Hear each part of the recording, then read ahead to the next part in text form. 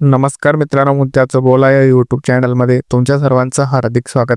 कोल्हापूरच्या शिरोळ तालुक्यातील नान्नी मठातील माधुरी उर्फ महादेवी हत्तीनीला गुजरातमधील वंतारा प्राणी संवर्धन केंद्रात पाठवण्यात आले.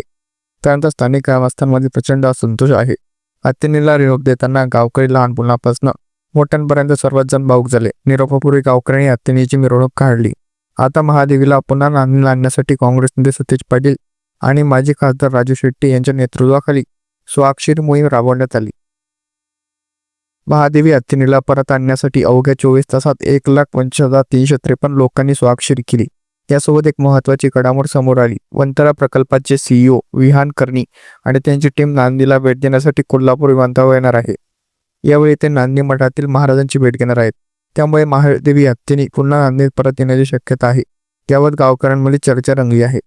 पेटा या प्राणी हक्क संघटनेने नांदी मठातील महादेवी हत्तीनीला वन विभागाच्या परवानगीशिवाय मिरवणुकीसाठी वापर केल्याचा आरोप केला होता. यानंतर प्रकरण न्यायालयात गेल्याने चौकशीसाठी समिती नेमण्यात आली. समितीने हत्तीनीची पाहणी करून अहवाल सादर केला, ज्यात प्राण्यांच्या हक्कांना प्राधान्य देण्याचे नमूद करण्यात आले. मुंबई उच्च न्यायालयाने महादेवीला गुजरातमधील वंतारा येथे पाठवण्याचे आदेश दिला. नांदी मठाने याविरुद्ध सर्वोच्च न्यायालयात याचिका दाखल केली, परंतु ती फेटाळण्यात आली. त्यामुळे महादेवी हत्तीनी गुजरातमधील वंतारा येथे पाठवण्यात आली.